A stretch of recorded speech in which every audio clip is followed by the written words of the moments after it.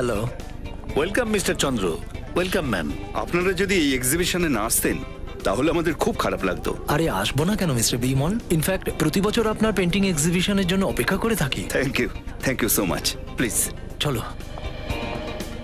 সুমিত, অনেক লোক এসেছে, আমার তো মনে হচ্ছে এবছর সেই রকমই রেসপন্স পাবো যেমনটা গত বছর পেয়েছি। ওয়াও নীলেশ, কি দারুণ দারুণ পেন্টিং। আজ আমি এগুলোর মধ্যে থেকে একটা পেন্টিং কিনবই। হ্যাঁ হ্যাঁ নিশ্চয়ই। ওয়াও কি হলো, দাঁড়িয়ে বললে কেন? নীলেশ, এটা কি দারুণ পেন্টিং, তুমি একবার দেখো। অদিতি, এই পেন্টিংটা তো আমি কিছু বুঝতেই পারছি না, ফ্র্যাঙ্কলি স্পিকিং। সেটাই তো আমার পছন্দ। This is too good. Nilesh, এই পেন্টিংটা আমার অবশ্যই চাই। এটা বুক করে দাও যাতে আর কেউ কিনতে না পারে। ওকে বাবা, ওকে। চলো সুমিত আর বিমলের সঙ্গে এই ব্যাপারে কথা বলি, চলো।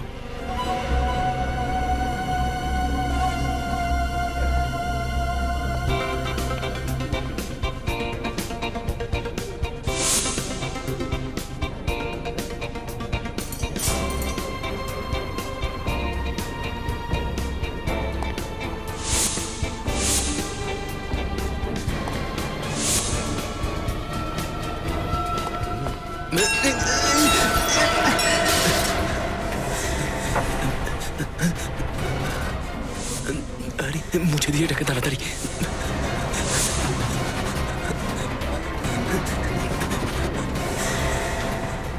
এটা তো অয়েল পেইন্ট নয়। অয়েল পেইন্ট হলে উঠতো না। ও মাই গড, আপনি পেন্টিংটা নষ্ট করে দিলেন।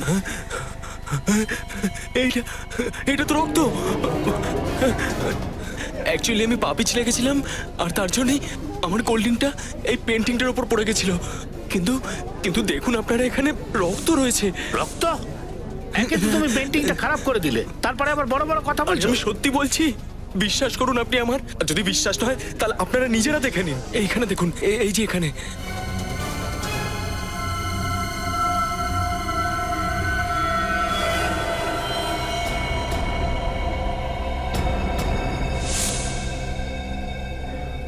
হ্যাঁ সুমিত, ইনি ঠিকই বলছেন, এটা তো সত্যি রক্ত। কিন্তু পেন্টিং এর উপর রক্ত কি করে আসবে? আমি তো কিছু বুঝতে পারছি না, আমাদের এখনই সিআইডি কে জানাতে হবে।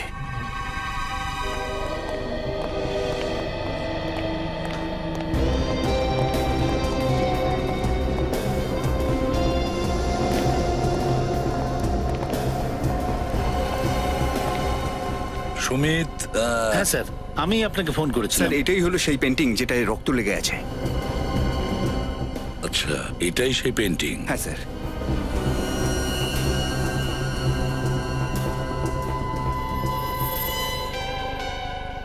এটা কি? এই পেন্টিংটা তো ভেজা। স্যার, এর উপরে কোল্ড ড্রিঙ্ক পড়ে গিয়েছিল, সেই জন্য ভিজে গেছে। Cold drink?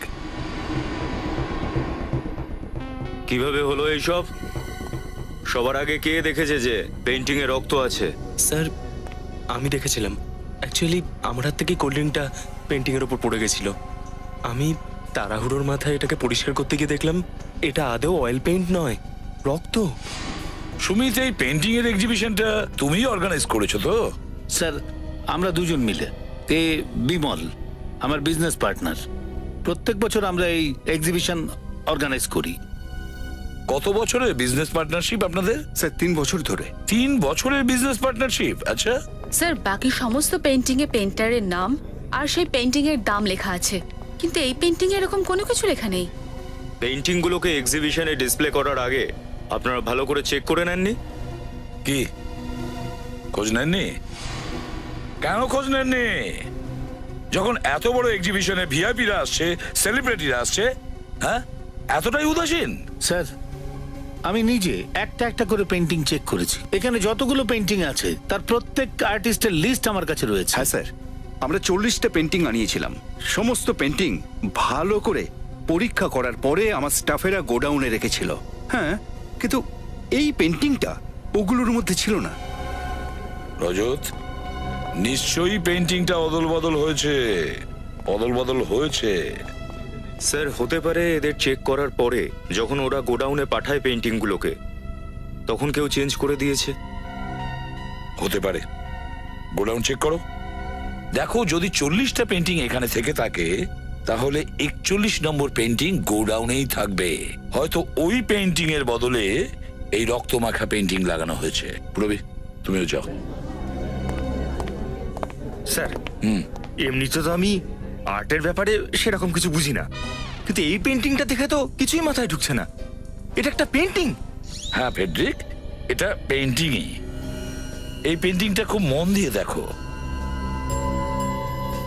এই পেন্টিংটা করার সময় আর্টিস্ট তার আলাদা আলাদা পদ্ধতি চালিয়েছে, একেবারে আলাদা আলাদা পদ্ধতিতে। এই দেখো, এখানটা মনে হচ্ছে যে রং ছিটিয়েছে, আর এই দিকটা দেখো মনে হচ্ছে রংটা এইভাবে ছুঁড়েছে। ব্রাশের স্ট্রোকও রয়েছে। এটা দেখে মনে হচ্ছে যে আর্টিস্টের মন অস্থির ছিল, আনস্টেবল। এ দেখো, এখানে বাচ্চার ছবিটা, বাচ্চাটা কাঁদছে। এটার একটাই মানে দাঁড়ায় ফেডরিক, নিশ্চয়ই এই আর্টিস্টের ছেলেবেলাটা খুব খারাপ কেটেছে, যেটার কারণে ও রক্ত দিয়ে পেন্টিং করেছে, রক্ত দিয়ে। আপনাদের এখানকার পেইন্টিং আর পেইন্টার্স সবার লিস্ট আমার চাই। ওকে ওকে স্যার, হ্যাঁ, আমরা পুরো গোডাউন চেক করলাম, কোনো পেন্টিং পাইনি। কোনো পেন্টিং পাওয়া যায়নি? তার মানে আমার সন্দেহ ঠিক, আসল পেন্টিং উধাও হয়েছে। আপনারা আর আপনাদের স্টাফরা ছাড়া আর কেউ হাত দিয়েছিল এই পেন্টিং এ? স্যার আমরা কাউকে হাত দিতে দিই না। কাউকে নয়? আগে না, অতিথিদেরও নয়? একদমই না। একটা কাজ করো, বিমল আর সুমিত আর ওদের সব স্টাফ মেম্বার্স প্রত্যেকের আঙ্গুলের ছাপ নিয়ে নাও। আঙুলের ছাপ? সেটা কেন স্যার?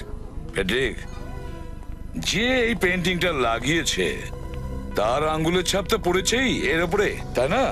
তাহলে ব্যাস, ওই আঙ্গুলের ছাপের সঙ্গে বাকি সকলের আঙ্গুলের ছাপের সঙ্গে ম্যাচ করলেই বোঝা যাবে।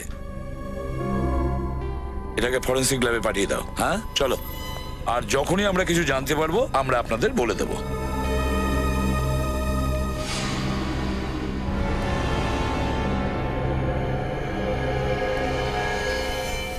এটা কাদের ফটোগ্রাফ? স্যার, এটা আমার ফ্যামিলির ছবি। আমার স্ত্রী আর ছেলেরা। পাঁচগানিতে অ্যাক্সিডেন্ট হয়েছিল, গাড়িটা খাদে পড়ে গিয়েছিল আর সবাই মারা গিয়েছিল। I am sorry.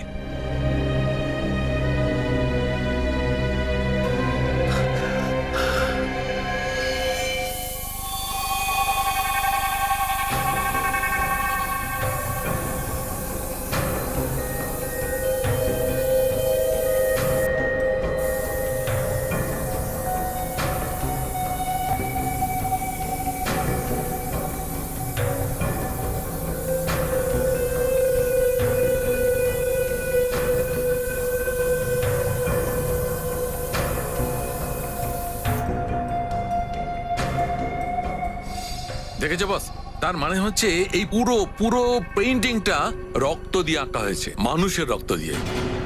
কি? মানুষের রক্ত দিয়ে? হ্যাঁ, পুরো পেইন্টিং।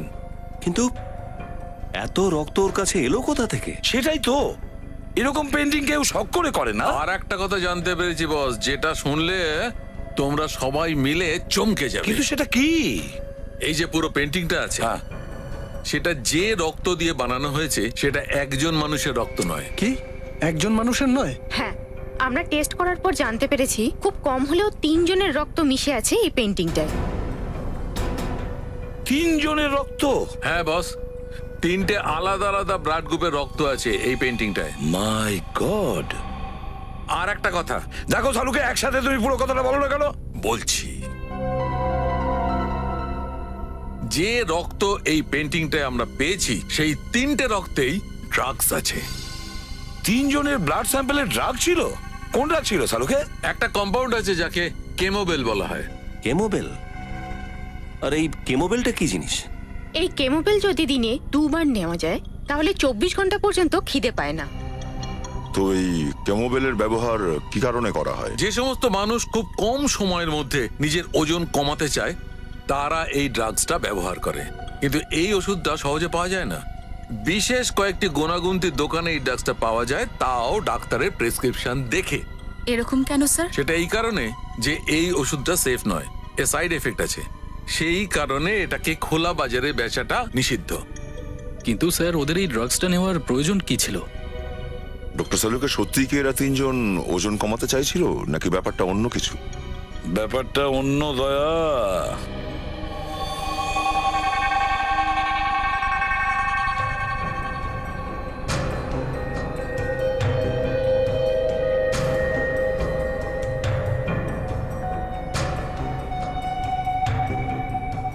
রক্তে রাঙা পেইন্টিং। বুঝতে পারছি না যে কি মনের মধ্যে ছিল ওই পেইন্টারের।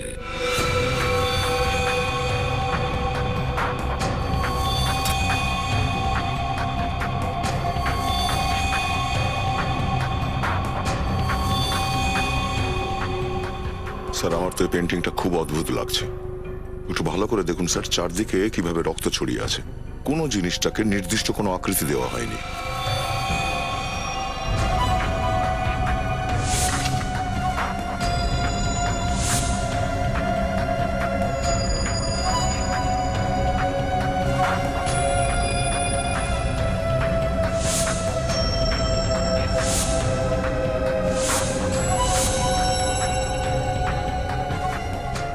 এই কাজটা তো কোনো নবিশের মনে হচ্ছে।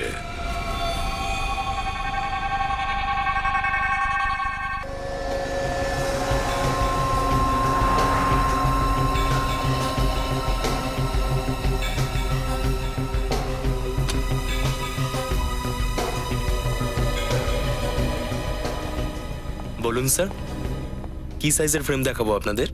আরে না না, আমরা এখানে ফ্রেম নিতে আসিনি, আমরা সিআইডি অফিসার। সিআইডি? কি ব্যাপার স্যার? কোনো বিশেষ ব্যাপার নয়, আপনার থেকে কিছু খোঁজ খবর নেব আর কি আমরা। বিনীত, এই ফ্রেমটা দেখুন। এই ফ্রেমটা আপনার দোকান থেকে কেনা হয়েছিল না? স্যার, এটা একটা স্পেশাল ডিজাইন। এটা শুধুমাত্র আমাদের কারিগররাই বানান। Very good. এখন এটা বলুন যে এই ফ্রেম কে আর কবে কিনেছিল? একটা লোক ছিল স্যার, তাও 7 দিন আগে আমাদের দোকানে এসেছিল। খুব তাড়াহুড়োর মাথায় ছিল স্যার। আচ্ছা, আপনি চেনেন ওকে? না স্যার, চিনি তো না। উনি প্রথমবার আমাদের শপে এসেছিলেন, আমাদের রেগুলার কাস্টমার ছিল না। তাহলে ওর নাম মনে আছে আপনার? না স্যার, নাম তো নয়। তবে হ্যাঁ, এটা মনে আছে আমার যে উনি এই ডিজাইনেরই 2টো ফ্রেম অর্ডার করেছিলেন।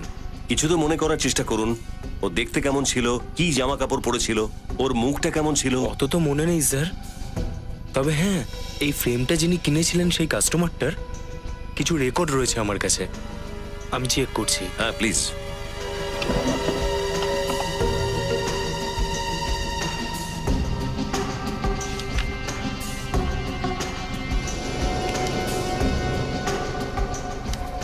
এই যে পেয়েছি স্যার, এটা ওই ফ্রেমটার বিলের কপি। রিতেশ? শুধুমাত্র নাম লেখা, অ্যাড্রেস কেন নেই? স্যার, উনি বলেছিলেন যে ফ্রেম তৈরি হয়ে যাওয়ার পর যেন আমি ওনাকে ফোন করি, উনি নিজে এসে এখান থেকে ফ্রেমটা নিয়ে যাবেন। তাহলে আপনি ওর নাম্বার লিখেছেন তো কোথাও? হ্যাঁ স্যার, বিলটার পেছনেই লেখা আছে। আচ্ছা, এটা ওরই নাম্বার? হ্যাঁ স্যার। Thank you. এখন আমরা বুঝতে পেরে যাব রিতেশ কে, যে রক্ত দিয়ে পেন্টিং বানাচ্ছে।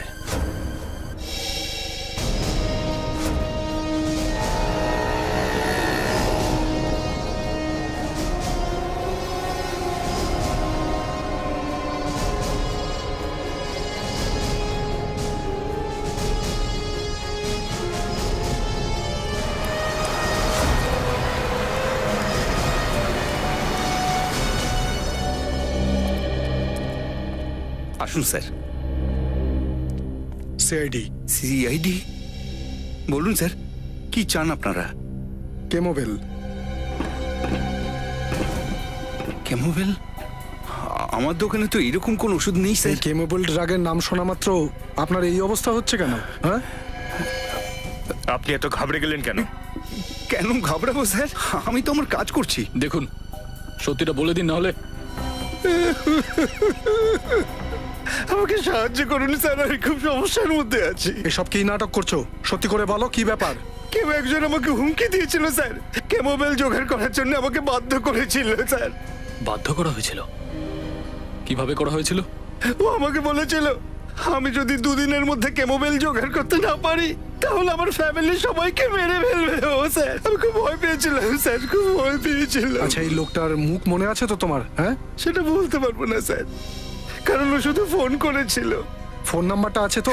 মোবাইল আছে স্যার, আমি এখনই দেখে বলছি। স্যার এই নাম্বার থেকে ও আমাকে ফোন করেছিল, এই নাম্বারটা স্যার। ফ্রেডি, নিখিল, এই নাম্বারটা সম্বন্ধে জানার চেষ্টা করো, কার নাম্বার এটা। এই লোকটার ধরা পড়া খুব জরুরি। আরেকটা কথা, ভয় পেয়ে বেঁচে থাকার কোনো দরকার নেই, বুঝেছো? এরপরে এরকম ফোন এলে সিআইডি কে ইনফর্ম করবে, ঠিক আছে? আচ্ছা স্যার।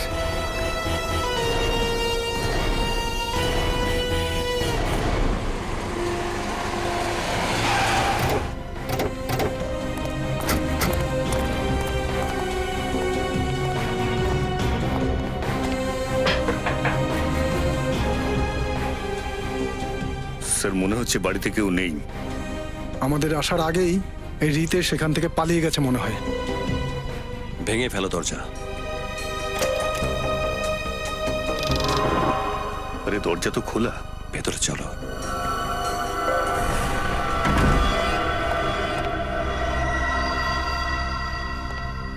ঘরের সমস্ত জিনিসপত্র তো ছড়িয়ে পড়ে আছে। হ্যাঁ, মনে হচ্ছে এখানে ধস্তাধস্তি হয়েছে। স্যার এই রিতেশকে তো কোথাও দেখতে পাচ্ছি না। পুরো বাড়ি চেক করো।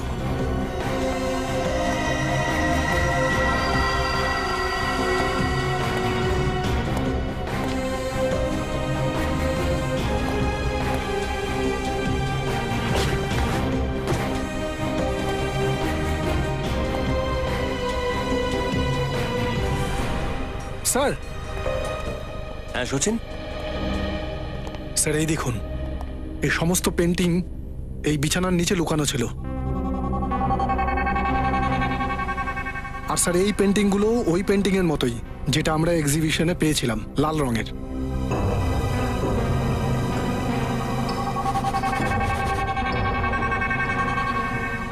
রক্ত?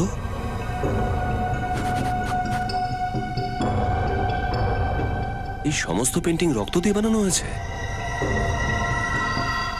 স্যার মনে হচ্ছে রিতেশই সমস্ত পেন্টিংস গুলো বানাচ্ছে। জলের আওয়াজ?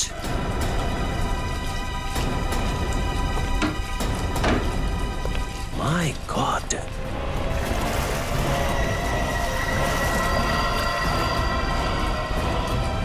এ তো মরে গেছে। স্যার একে কোথাও দেখেছি মনে হয়।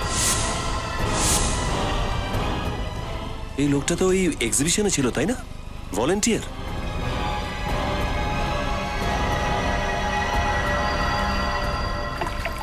স্যার এই দেখুন, এর হাতে হালকা হালকা চিহ্ন আছে। স্যার আমরা তো ভেবেছিলাম সবকিছু এই রিতেশ করছে, কিন্তু একেও কেউ মেরে দিয়েছে। স্যার, স্যার এই দেখুন, রক্তের দাগ। স্যার হতে পারে যে রিতেশের খুনির সাথে ধস্তাধস্তি হয়েছে, আর ধস্তাধস্তির সময় ওর রক্ত এখানে লেগে গেছে। খুনিরও রক্ত হতে পারে। একটা কাজ করো, রক্তের স্যাম্পল নিয়ে নাও আর লাশটাকে ফরেনসিক ল্যাবে পাঠিয়ে দাও। Yes sir. হ্যালো, কি?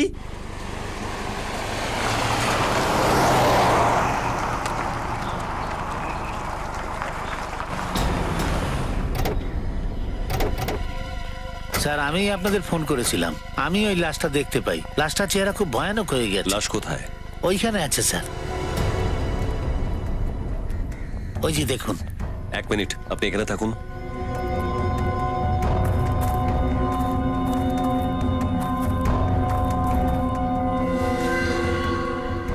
একটা কাজ করো, লাশটাকে বাইরে নিয়ে এসো। স্যার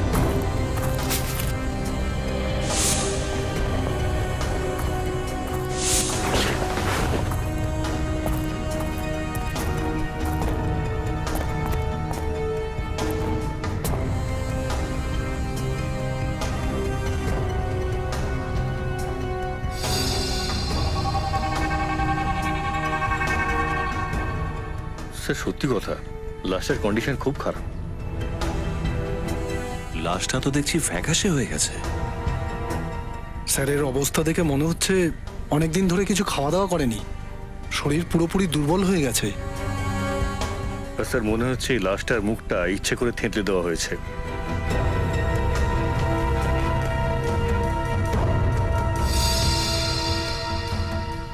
এই দেখুন স্যার, এর হাতে এই ছোট ছোট চিহ্ন আছে।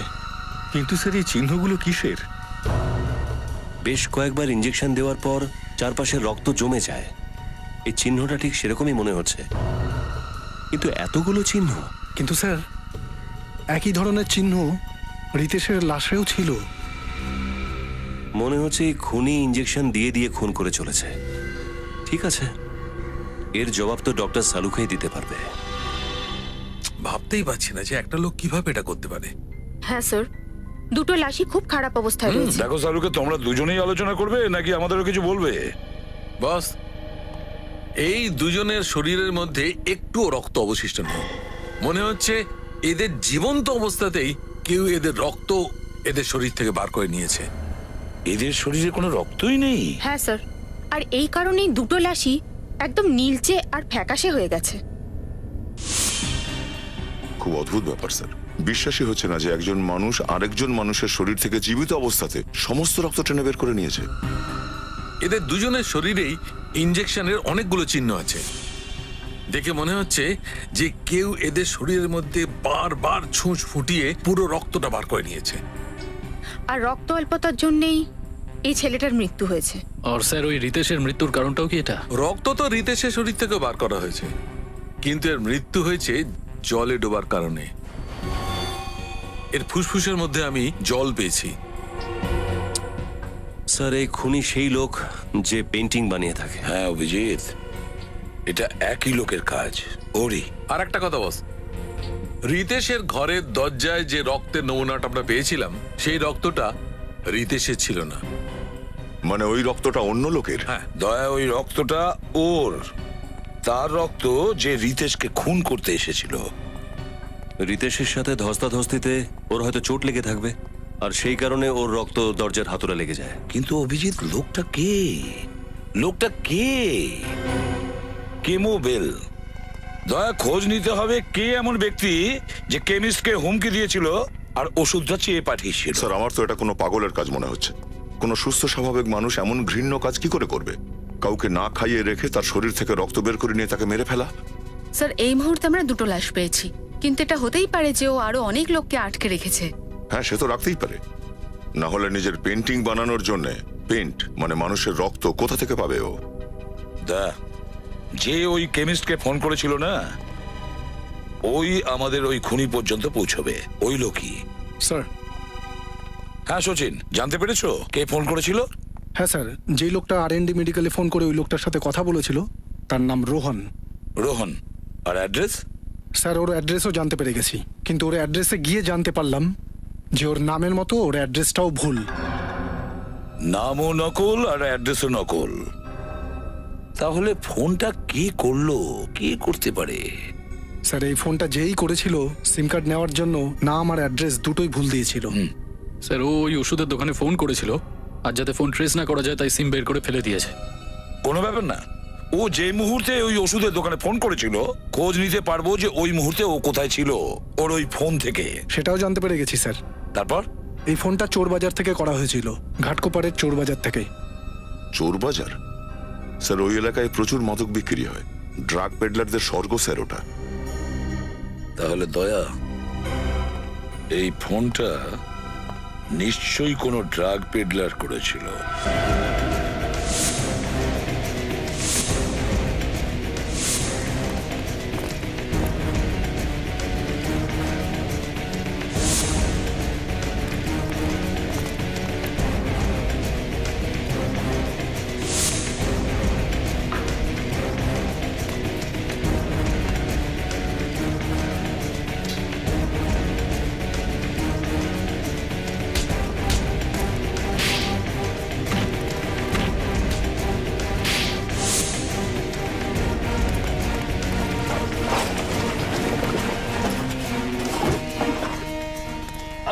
এনে আর শোন, কাউকে বলার প্রয়োজন নেই যে কোথা থেকে মাল পেয়েছিস। না না না স্যার, বলবো না বলবো না। চল চল ফোট।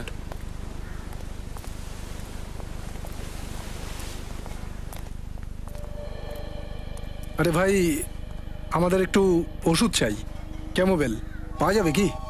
আরে আমার কাছে এরকম কোনো ওষুধ নেই রে, আমি ওষুধ তোরই না বেজি। না কিন্তু কোনো না বন্ধু, তোমার যত টাকা চাই আমরা দিতে রাজি আছি। আচ্ছা কত দিবি? আরে আমি তো নিজেই আস্ত একটা ব্যাংক, কত চাই তোমার? এরকম ব্যাপার? এই শানা, প্রথমে টাকা পরে মাল। ঠিক আছে, টাকা দেখাবো আমরা, কিন্তু প্রথমে মাল এক হাতে দেবে এক হাতে নেবে। আজ তো একটা ব্যাংক, হ্যাঁ বেশ ভালো। চল চল।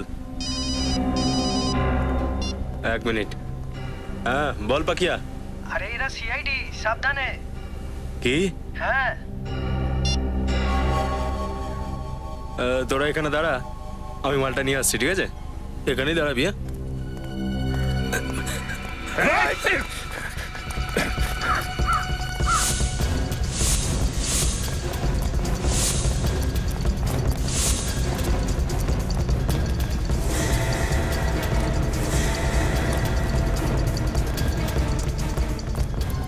পালাচ্ছিস কোথায়? সিআইডি থেকে পালাচ্ছিস? হ্যাঁ মারবেন না স্যার, স্যার স্যার সব বলছি স্যার, সব বলছি স্যার, মারবেন না প্লিজ স্যার। ওই কেমোবেল ওষুধটা আমি নিজের ইচ্ছা নয়, বরং অন্য একজনের কথা অনুযায়ী R&D মেডিকেল থেকে আনিয়েছিলাম স্যার। ওই দোকানটার ফোন করে হুমকি তুই দিয়েছিলি না? হ্যাঁ স্যার, কিন্তু তারপরে আমি ওই ফোনটা সুইচ অফ করে সিম কার্ড ফেলে দিয়েছিলাম স্যার। এই কাজটা তুই কার কথায় করিস বল? স্যার আমি একটা চিঠি পেয়েছিলাম, ওর মধ্যে লেখা ছিল যে কেমোবেল নামক ওষুধটা জোগাড় করো। আর স্যার ও বলেছিল যে শনিবার এসে রাত্রি 8টার সময় আমার কাছ থেকে নিয়ে যাবে আর পুরস্কার দিয়ে যাবে। আচ্ছা, তাহলে ওষুধ নিতে কে এসেছিল? স্যার ও গাড়িতে এসেছিল আর কাঁচ খুললো, টাকা দিল, মাল নিল আর চলে গেল। তুই গাড়িটা তো দেখেছিস, কি মডেল ছিল?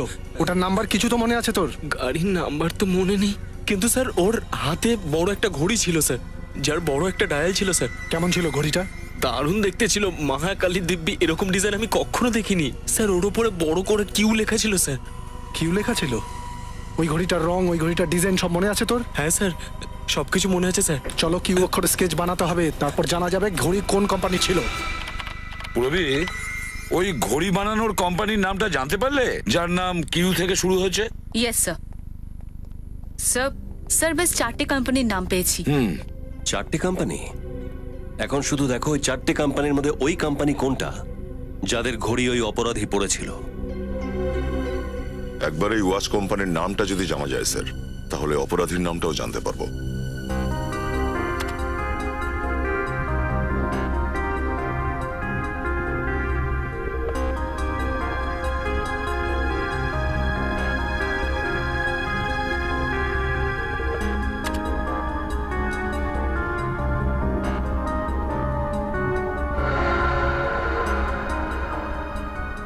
স্যার স্যার এই ডিজাইনটা পুরো এই ডিজাইনটার মতো। হ্যাঁ স্যার, এই কিউ এর চিহ্নটা তো ঠিক ওই রকমই, যেরকম ওই ড্রাগ পেডলারটা বলেছিল। কোম্পানির নাম কুইনি। স্যার এটা কোনো জার্মান ব্র্যান্ড। যদি এই কোম্পানি সবেমাত্র এই ঘড়িটা বিক্রি করা শুরু করে থাকে, তাহলে এর দোকানের আউটলেটটাও কমই থাকবে, তাই না? আর ঘড়িটাও বেশ দামি স্যার, যেহেতু ঘড়িগুলো এত দামি তো ক্রেতাও অনেক কম থাকবে। হ্যাঁ, এই ঘড়ি কোম্পানির যতগুলো দোকান আছে সব জায়গায় গিয়ে খোঁজ নিতে হবে যে কজন ঘড়ি কিনেছে আর কখন কিনেছে। স্যার এটাই হলো কিউনি ওয়াচ কোম্পানির অথরাইজড আউটলেট। ঠিক আছে, চলো ভিতরে গিয়ে দেখি কি জানা যায়। এক্সকিউজ মি দাদা, আমরা আপনাদের কোম্পানির ঘড়ির ব্যাপারে কিছু তথ্য চাই। কি ধরনের ঘড়ি? এই ঘড়িটা মন দিয়ে দেখুন, এটা আপনাদের কোম্পানিরই ঘড়ি না? এটা আমাদের খুব লিমিটেড এডিশন ঘড়ির ডিজাইন। ব্যাপারটা কি স্যার? আসলে আমরা সিআইডি মুম্বাই থেকে এসেছি, আর একটা কেসের ব্যাপারে একটু জিজ্ঞাসাবাদ করব। আমি আপনাদের কি সাহায্য করতে পারি? আপনি আমাদের এটা বলতে পারবেন যে এই ঘড়িটা কে কিনেছিল? আমি এখনই আপনাদের বলছি।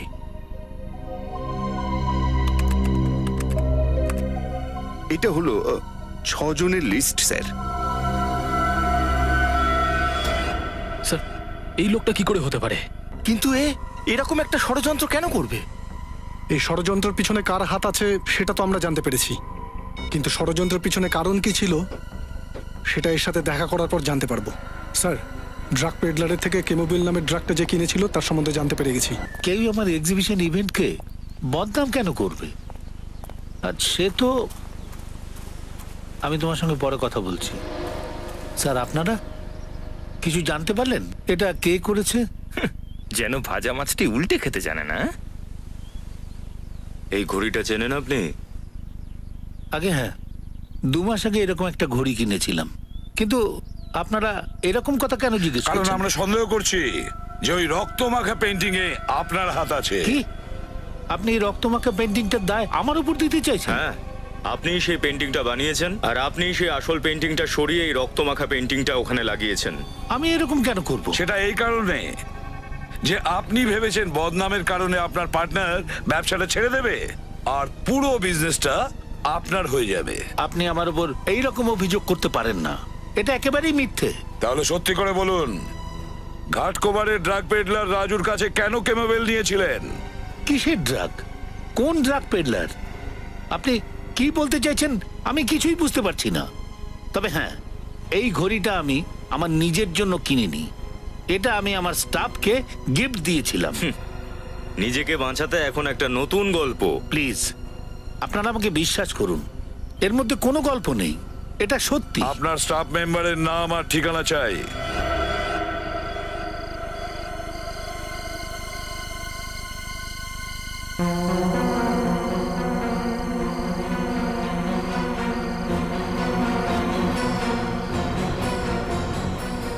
সচিন, সুমিত এই ফার্ম হাউসের কথাই বলেছিল না? হ্যাঁ স্যার, সুমিত তো এই ফার্ম হাউসটার কথাই বলেছিল। লোকটার কাছে বন্দুক থাকতে পারে, খানিকক্ষণ এখানে অপেক্ষা করাই ভালো।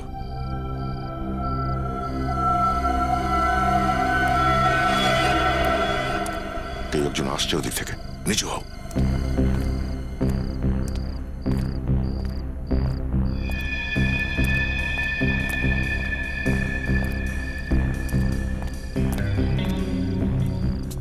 চলো।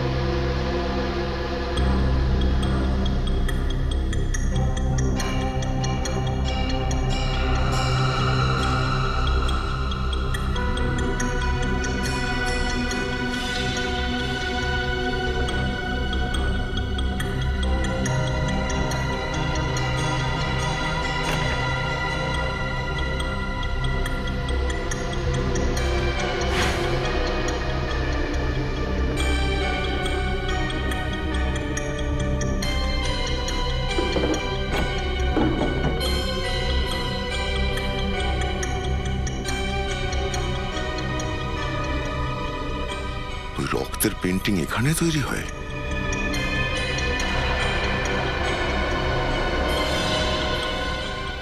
এরা কারা?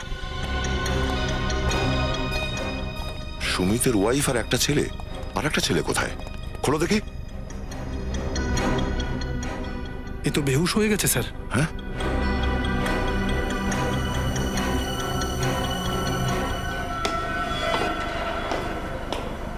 কেউ আসছে, চলো সরে যাও।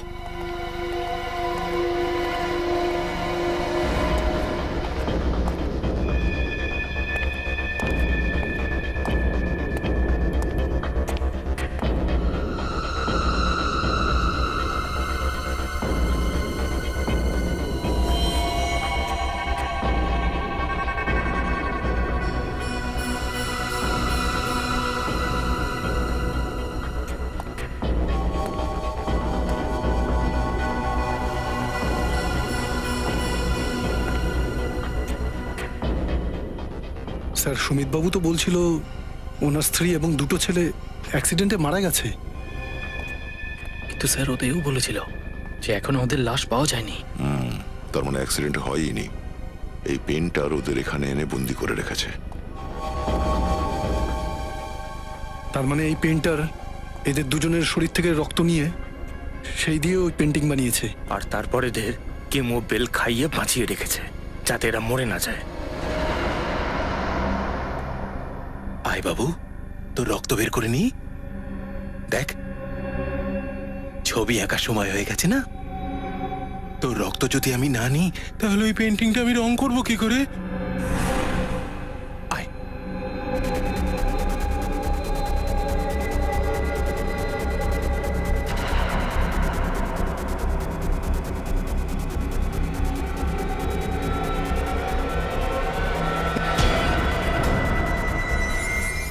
স্যার আপনারা আপনারা এখানে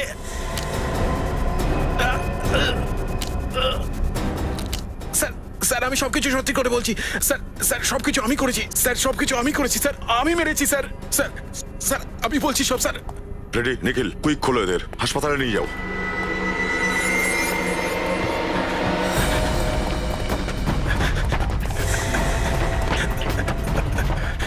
এই না না না, আগে আসবেন না, আগে আসবেন না, আমি মেরে ফেলবো নিজেকে। সরে যান, সরে যান, সরে যান। দেখুন আমি আমি আমি শেষ করে ফেলবো, শেষ করে ফেলবো নিজেকে। ঠিক আছে, এবারে ছেড়ে দিলাম আমরা, কিন্তু আবার যদি এমন করিস তাহলে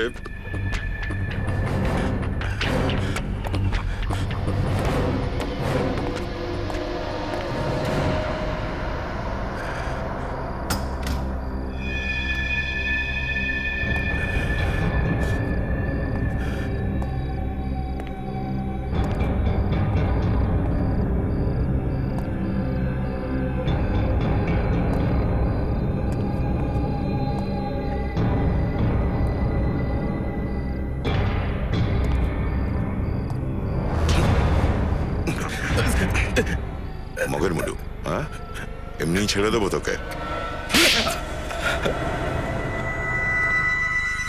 যা সাজা দেওয়ার দিন,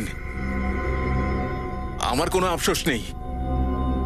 আমি তো খুব খুশি। তুই খুশি হয়েছিস?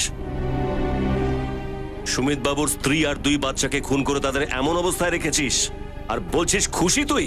সুমিত আমার সঙ্গে আর আমার পরিবারের সঙ্গে যা করেছে তার কি হবে? কি করেছে সুমিত তোমার পরিবারের সঙ্গে? ও আমার পুরো পরিবারের সর্বনাশ করে দিয়েছে, মেরে ফেলেছে ও সবাইকে, আমাকে অনাথ করে দিয়েছে। ঠিকঠাক বল রঘু, আসলে কি হয়েছিল আর কবে হয়েছিল? ঘটনাটা আজ থেকে 12 বছর আগের। তখন আমরা খুবই গরিব ছিলাম। আমার বাবা সুমিতের থেকে কিছু টাকা ধার নিয়েছিল আমার মায়ের চিকিৎসার জন্য। বাবা সময় মতো টাকা ফেরত দিতে পারেনি, উনি কিছুটা সময় চেয়েছিলেন। পরিস্থিতির সুযোগ নিয়ে সুমিত আমার বাবাকে দিয়ে চাকরের মতো কাজ করাতে থাকে। আর যখন যখন তাতে ওর মন ভরল না, তখন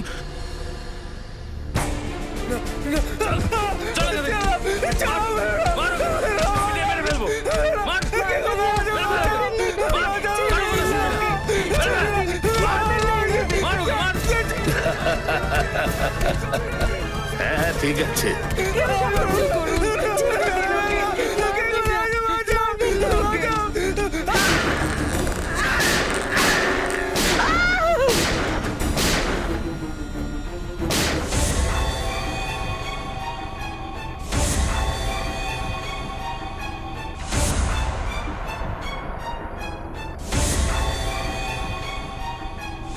আর এই জন্যই তুমি সুমিতের ওপর প্রতিশোধ নিতে চেয়েছিলে?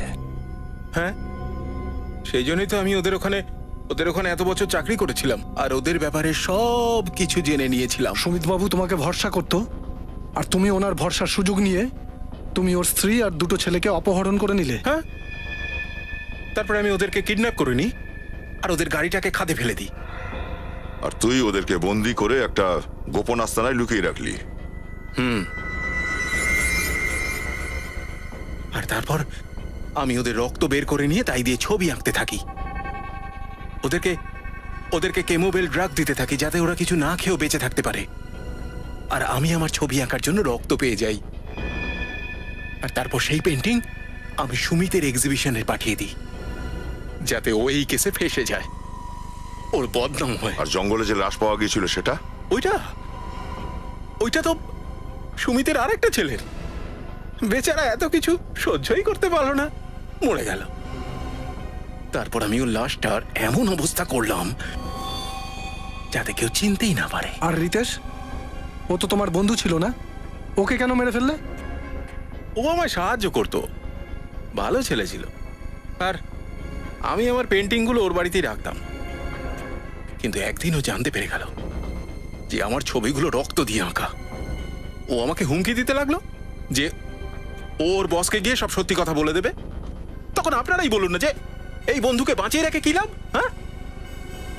তাই তখন আমি ওকেও মেরে দিলাম। স্যারের মানসিক অবস্থা খুব খারাপ দেখছি। হ্যাঁ দয়া, এর চিকিৎসার প্রয়োজন। রঘু, সুমিত তো তার কৃতকর্মের ফল পাবেই, কিন্তু তুমিও নৃশংস কাজ করেছো, আর কোর্ট তোমাকে কোনোদিনই ক্ষমা করবে না।